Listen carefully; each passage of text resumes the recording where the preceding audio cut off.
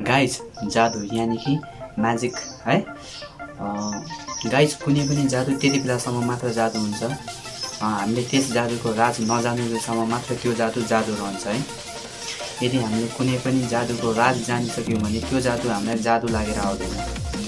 कुनै पनि मान्छेले हामीले राज जानिसकेको जादुलाई फेरि अर्कोचोटि गरेर देखायो भने त्यो हाम्रो लागि नर्मल कुरा भइहाल्छ, हाम्रो लागि त्यो जादु हो जस्तै लागेर आउँदैन है।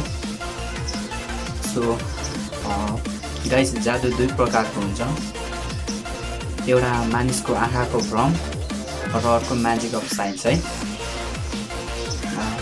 गाइस हामी कुनै व्यक्तिहरूले देखिराखेका हुन्छन् कि 50 को या 100 को नोटलाई चाहिँ हावामा उसको हातको कन्ट्रोलदेखि चाहिँ एकदम कन्ट्रोल गरिराखेको देखिन्छ गाइस।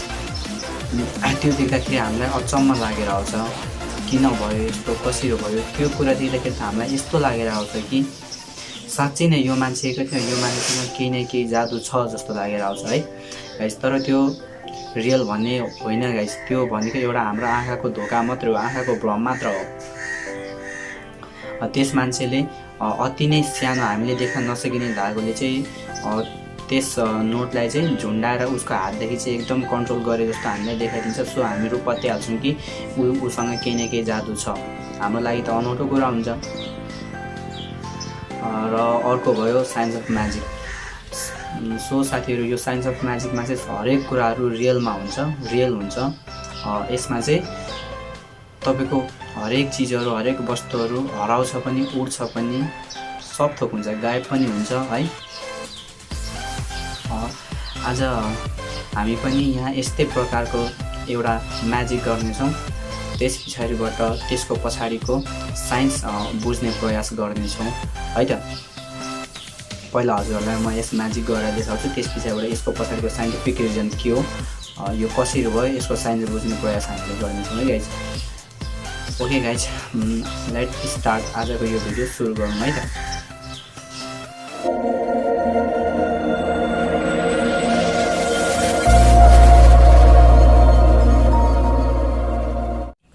सो गाइज, यस म्याजिकको लागि चाहिँ हामीलाई खासै केही नै आवश्यक पर्दैन। एउटा सलाइको बट्टा चाहिन्छ, त्यो नि खाली, त्यो माथिको भए हुन्छ गाइज।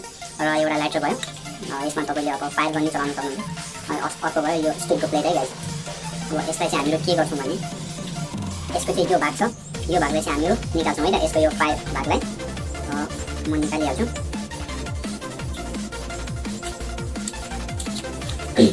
यो दुइटै निकाल्नु होला गाइज। हजुर, निकालिहालेँ।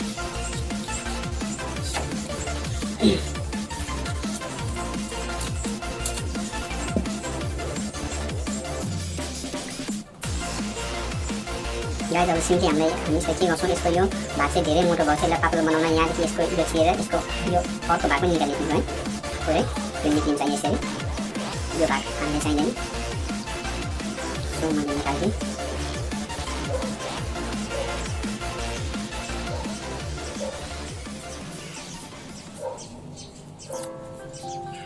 अर्को निकालेँ गाइज। यसमा अझै छ जस्तो मलाई लागिरहेको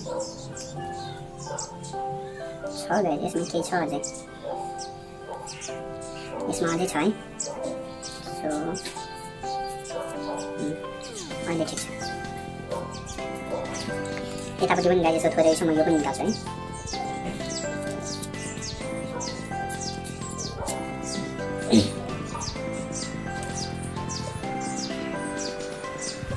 सो गाइज अब सिम्पली हामी यसलाई के गर्छौँ, यो सबैलाई यो टाइपमा फोल्ड गर्छौँ है।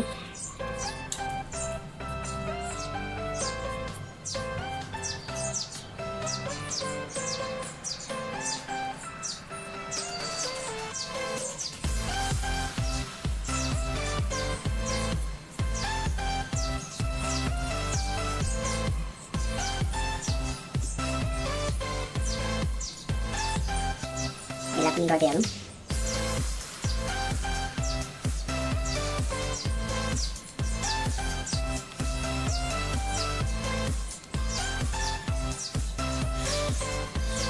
सो गाइज यो सबैलाई चाहिँ मैले फोल्ड गरेर यसरी राखिदिएको छु, देख्न सक्नुहुन्छ, देख्नु भएको छैन गाइज। अब यसलाई चाहिँ हामीले सबैलाई जलाउनु पर्ने हुन्छ है। सो म जलाइदिन्छु। तपाईँ लाइटरको मद्दत लिन सक्नुहुन्छ या अरू चिज पनि लिन सक्नुहुन्छ है। जस्तै गाह्रो भन्नु आउने रहेछ। म यो सलाइदेखि गर्ने भएँ।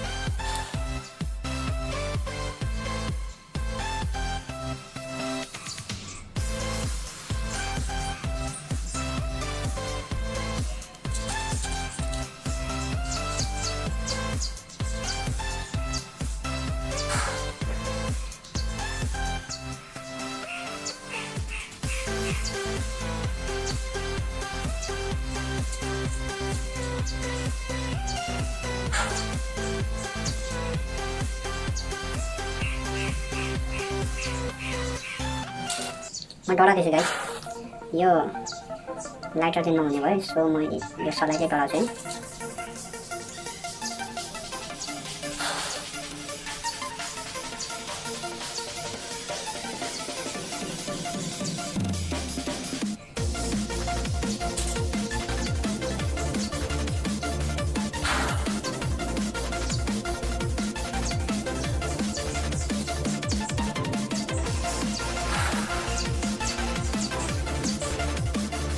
सो गाइस मैले चाहिँ अँध्यारो पार्ने भनेको थिएँ, अँध्यारो पारेन है, उज्यालो छ। सो गाइस मैले चाहिँ यो डलाएर यस्तो बनाएको छु।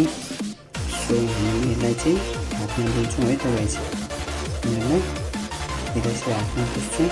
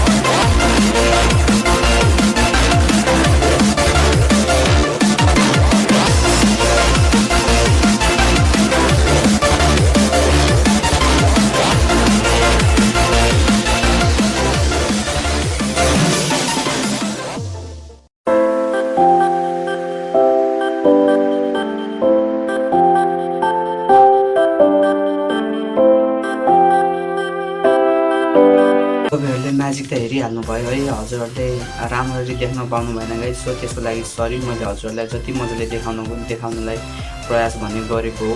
के भन्छ, सायद क्यामेरा राम्रो नभएर होला गाइस, हजुरहरूले मजाले देख्न पाउनु भएन। सो गाइस तर हजुरहरूले मैले भने जस्तै गरेर के भन्छ घरैमा ट्राई गर्न सक्नुहुन्छ गाइस। एकदमै अमेजिङ हुन्छ है, हजुरहरूले पनि ट्राई गरेर हेर्नु होला। धुवाँ मेरो हातदेखि, मेरो औँलादेखि निक्लेको धुवाँ हजुरहरूले मजाले देख्न सक्नु भएन गाइस है। तर गाइज मैले यहाँ नर्मल आँखाले हेर्दाखेरि चाहिँ एकदमै मजाले, एकदमै ब्राइटनेस मजाले आएको थियो है धुवाँ गाइज। हजुरहरू पनि गर्न सक्नुहुन्छ, हजुरहरूको साथीहरूलाई पनि गरेर देखाउन सक्नुहुन्छ है। गाइज म्याजिक हेरिहाल्नु भयो। अब हामीहरू यसको थोरै साइन्टिफिक रिजनतिर जाऊँ न त है। सो गाइज जुन सलाइको हाम्रो काँटी हुन्छ, त्यो काँटी भनेको दुईवटा केमिकलहरू मिलेर बनेको हुन्छ है। पोटासियम क्लोराइड र सल्फर मिलेर बनेको हुन्छ। सो यो दुईवटा चिजहरूलाई हामीले भिन्दै बाल्न खोज्यौँ भने बल्दैन है, एकअर्काले छुट्याएर बाल्न खोज्यौँ भने बल्दैन। तर यसलाई एक ठाउँमा मिक्स गरेर बाल्यो भने गाइस यो एकदमै मजाले भयङ्कर तरिकाले बल्छ। सो कतिपय साथीहरूले यो मैले किन भनिराखेको छु भने कतिपय साथीहरूले भन्नुहुन्छ सलाई भनेको त रेड फस्फोरसदेखि बनेको हुन्छ भनेर है। तर गाइस फस्फोरसको युज त भएको हुन्छ, तर सलाइको काटीमा होइन, सलाइको त्यसको फायर लाउने जुन आगो बाल्दाखेरि हामीले गर्छौँ नि, जुन अघि मैले जुन निकाल्यो हो गाइस, त्यसमा हुन्छ फस्फोरस है, रेड फस्फोरस। सो गाइस काटीमा चाहिँ हुँदैन, त्यही भएर मैले हजुरहरूलाई भने हो। सो गाइज अनि अर्को कुरा हजुरहरूलाई कतिलाई थाहा छ कतिलाई थाहा छैन, फस्फोरस पनि 3 प्रकारको हुन्छन् भनेर। एउटा रेड फस्फोरस, एउटा येल्लो फस्फोरस र एउटा व्हाइट फस्फोरस हुन्छ है गाइज। सो जुन यो सलाइको फायरमा हालेको हुन्छ त्यसमा चाहिँ रेड फस्फोरस युज गरेको हुन्छ र केही मात्रामा कार्बनहरू अरू यावत केमिकलहरू मिक्स गरेको हुन्छ है। सो गाइज अनि हामीले जुन हामीले त्यसको हुन्छ नि त्यो फायर लगाउँछौँ त्यसमा रेड फस्फोरस युज गरेको हुनाले त्यसलाई चाहिँ हामीले निकालेर जुन यो अक्सिजनको उपस्थितिमा त्यसलाई डढाउँछौँ नि, कालो गर्छौँ डढाउँछौँ। त्यो डढाउँदाखेरि चाहिँ गाइज त्यो रेड फस्फोरस चाहिँ अक्सिजनको उपस्थितिमा बढीभन्दा बढी तापक्रमले गर्दाखेरि चाहिँ व्हाइट फस्फोरस हुन जान्छ है गाइज। सो त्यही व्हाइट फस्फोरसै हो हाम्रो म्याजिक पनि।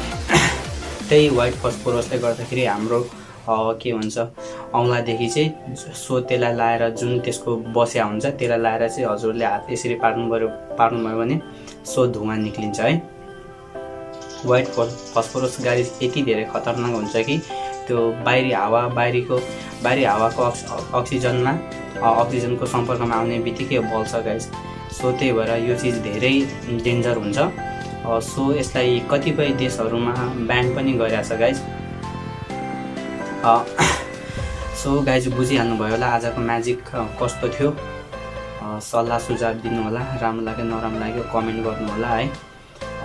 आजको हाम्रो म्याजिकको कारण भनेको तपाईँहरूले जानिहाल्नुभयो होला व्हाइट फस्फोरस। सो गाइज यदि हजुरलाई भिडियो मन पर्यो भने यो भिडियोलाई लाइक गर्न नभुल्नु होला, साथै मेरो च्यानललाई सब्सक्राइब गरी नोटिफिकेसन बेल आइकनलाई पनि प्रेस गर्नु होला। आगामी दिनमा फेरि पनि म यस्तै नयाँ साइन्ससँग रिलेटेड म्याजिक भिडियोहरू लिएर आइराख्ने छु, ट्रिकहरू लिएर आइराख्ने छु है त। सो गाइज यति भन्दै अब आउने अर्को नेक्स्ट भिडियोमा भेटौँला है त।